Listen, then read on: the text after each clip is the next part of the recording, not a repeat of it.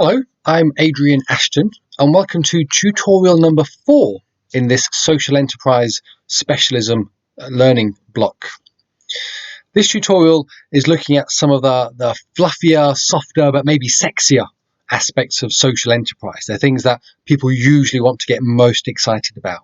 The marketing stuff, the value stuff, the ethics of it all. And as with the other tutorials, this video clip at the start is by way of introducing the material that you'll be working through, put some context around the links for further reading and other templates and guides that we'll be introducing in the non-video aspects of this tutorial as well. It's also to share some stories and maybe some prompts and questions and challenges to help you better start to understand how the values and ethics of social enterprise fit together, but then also how those impact upon the way that it markets itself. So, first of all, let's talk about the values and ethics of social enterprise. Now, as I mentioned in the introductory video to this wider specialism and all the tutorials, social enterprises and cooperatives are a bit similar in that they neither have an overarching legal definition to help define them. However, just as cooperatives are defined by their values and principles, social enterprises are defined by characteristics in how they are structured and how they trade.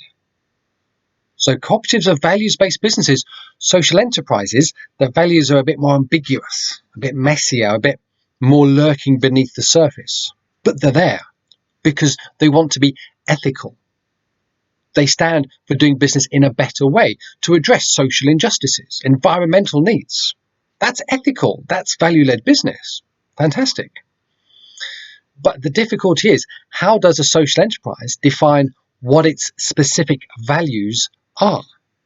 Now, values, just as a shorthand definition, values are those things that we say are most important to us. The things that we say we should be grounded in these things in how we approach different decisions, different things we get involved in, the way we do work differently. For example, on myself, as a freelance sole trader, one of the values that I try and embody and live by is that of grace and forgiveness. And the way that I manifest that is that I say, if I arrange to meet with someone or a client cancels a training course with only a day's notice, I'm going to be out of pocket. I've lost time. That's time I could have spent doing something else or taking another piece of work. But every time in those instances, I choose to exercise grace and forgiveness. And I will go back to that person or that client and go, really sorry that you forgot we were meeting, or you realized that you hadn't sent me the notification in time that we'd cancelled the training course, but would you like to rearrange it? Would you like to reschedule it? I'm happy to give you a second chance. So that's how I think about the value of grace and how it manifests in how I work as a business. Social enterprises should also go through a similar process because they're identifying themselves as such. And if you put a social enterprise out into the world and says, we're a social enterprise, we're a different type of business, we work to a higher standard, it should be really clear about what that means and how it's going to do that. Because if it doesn't, then its customers, its partner organizations, the people it seeks to support, its suppliers, everyone else will start to imagine their own ideas about what it should be doing and how it should be working. They will project onto that social enterprise expected behaviors and attitudes, but they won't tell the social enterprise that, any of it. And when the social enterprise fails to live up to those expectations that it knew nothing about, those customers and beneficiaries and communities will start to back away and become distant, and it won't understand what's happened. And you can say, well, that seems a bit abstract, a bit extreme. I'm sure it wouldn't happen like that. Well, again, as with the other tutorial clips, let me share with you a little illustrative story. So we go back in time a good few years now to when the National Lottery had just been formed. And it's a very exciting time because lots of groups were saying, great, we can apply for big grants to do stuff. And I heard about a church in London who said, we have a community building, community centre on the back of the church grounds, which is in a shocking state of repair. We need to refurbish it. We need to rebuild it so it will become a better resource for our wider community. So it can be used by different local groups. It can benefit and support people in need better. We as a church can do more and be the thing that we want to be with this grant from the lottery. Now, the leadership of that church wrestled with this question of, but it's lottery money, it's come from gambling. Is that okay within our theology and dogma and beliefs? And they decided, as the leadership of the church, yes, it was fine. So they put in the application, they got the money, they did the building, and then two very distinct and interesting things happened. Number one, half of their congregation left. And number two, no one in the wider community wanted anything to do with them from that point onwards. And the church was very confused about this. The leadership was like, well, we don't understand what's happened. So they started asking some questions. What they found was, as the leadership of the church, when they were working through that question of their values as a church, how those values and beliefs should influence and form their behaviors, they had not taken their membership, their congregation, their people with them on that process with them. So people didn't understand. That's why they got upset and left. The other part, in terms of the wider community suddenly wanting nothing to do with the church in the future, was because the wider community had projected a set of expected behaviors onto that church. Because they said, you're the church, you're Christians, you shouldn't be having anything to do with gambling, even if we don't subscribe to or share your faith and belief.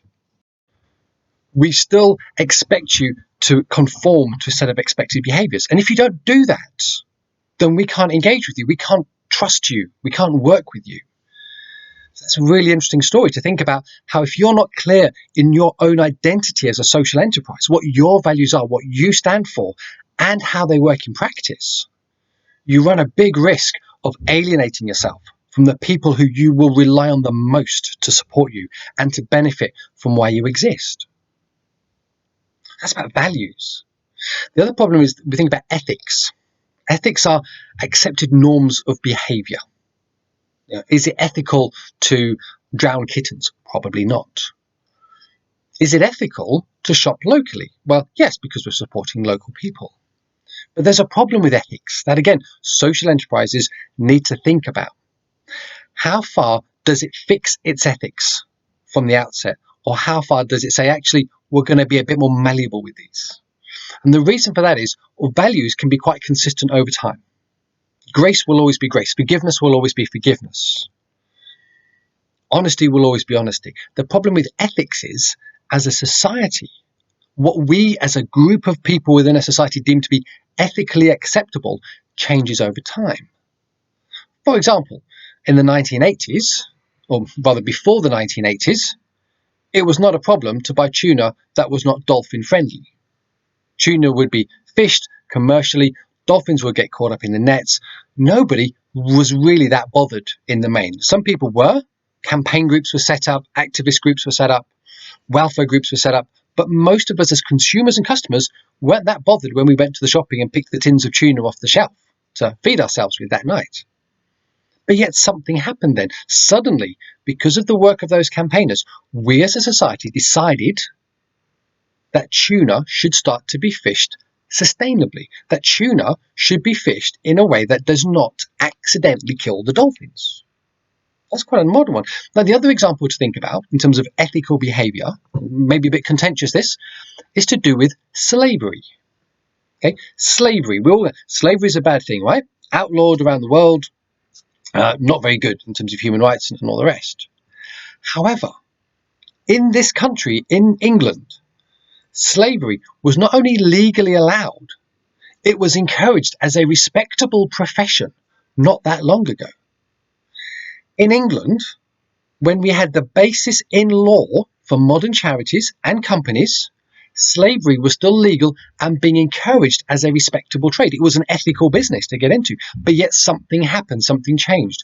We, as a group of people in a society, decided, no, that behavior should change. So ethics change over time. They're more malleable than the values. So that's an important aspect to think for a social enterprise, how it defines itself and the ways in which it works. And the marketing is how it communicates that. Marketing is about engaging with the marketplace, say, what are the stories, what are the messages that we should be telling to different groups of people out there about who we are and what we do if we're going to manage those relationships properly. We have customers. We want to encourage them to buy from us. So what are the messages we need to tell them about ourselves? What do they care about? Do they care that we're a social enterprise? They may not, is the sad truth. For example, social enterprises are often encouraged to say, bid for public sector contracts. Because as a social enterprise, you'll have an advantage because the government is always looking to use more social enterprises as suppliers for its services. But the research shows that actually most contracts that are designed by the government for social enterprises to deliver, most of them are awarded to the private sector. They do not get awarded to social enterprises. Because when it comes to the procurement decision, when it comes to that customer deciding who should I buy from for my service, what they are as a supplier doesn't matter. What matters is the quality of the service, the price they can deliver it at, the assurances, their track record and reputation. Those are the messages that a social enterprise needs to put in its marketing to those types of customers. So it's about understanding who you are you're trying to reach and influence and engage. The other aspect about marketing, I think it's worth clarifying as well within this kind of opening session. And again, we will dig into it in more detail in the additional materials on this tutorial, is to do about what marketing actually is. And there's a confusion that marketing, many people think, marketing, that's how we promote ourselves. That's our advertising, our messages. No, that's the promotion. Marketing is a much more broader church than that. Marketing is about the philosophy, the systems, the approaches through which we understand our customers and our beneficiaries and other people. And we understand how to engage with them best. We understand how to build the sorts of relationships with them that we need in order to succeed as a social enterprise.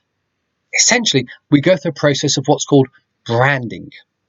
And within the tutorial materials, we've got some templates and some initial thoughts and prompts to help you think about how might a social enterprise brand or present itself to the wide world. And that's really important in terms of creating influence and trust and building relationships. So just to put that in context, let's take the example of being a lover. Okay, we're being a bit of a Casanova. So advertising says, I tell people I'm a great lover. And I just keep telling them until they get bored of me saying, I'm going to wear them down. I'm a great lover. I'm a great lover. I'm a great lover. That's advertising. Public relations means you get a spokesperson to tell other people on your behalf, have you heard? Apparently, Adrian's a great lover. He's like a Casanova. That's public relations. But again, it relies on the integrity and the trust that people have in that spokesperson to work well. Branding, if it works well as a process that you've worked through, understanding who your target audiences are, the kind of relationship you want to have with them, says that other people out there in the community start saying to each other, I've seen, I've experienced, I know you can trust Adrian. He's a safe pair of hands, as it were. It builds that credibility. It builds a longevity. That's where word of mouth really starts to come from, because it's a lived experience that people have of the social enterprise in action. And what they hear about it, what they see about it on its messaging, on its website, on its social media, at events, in the news, how other people are talking about it and experiencing it are all consistent. They all feed into that identity of trust and building it forward. Some interesting things to be picking out there. Social enterprises need to be clear about what their values actually are. They need to be explicit about them, because if they're not, they run the risk that other people will decide what they are for them. And as a result, the enterprise loses its control over itself. It becomes confused as to what it is and what people think it is. Marketing is a process to go through to think about who are the key audiences that social enterprise needs to engage with. What kind of relationship does it want to have with them? What are the messages it wants people to understand about itself? And marketing does not need to be expensive. And again, in the tutorial, there's a couple of suggested exercises about how we could use very limited budgets to great effect to be much more impactful and reach more people in more fun and creative ways. But ultimately, it's a starting point as well within the time that we've got for this specialism. And it also links back to the social business model canvas, because some of those points in the social business model canvas, those boxes to prompt out, we're talking about partner organizations. Marketing is about building those partnerships. Who are we working with? What's the relationship with them? Sales and marketing, how are we reaching people? What's the message we're putting out about ourselves? So again, this tutorial, as you work through it, will help you populate more of that canvas to build up a picture, a model of a social enterprise in real time, in real life.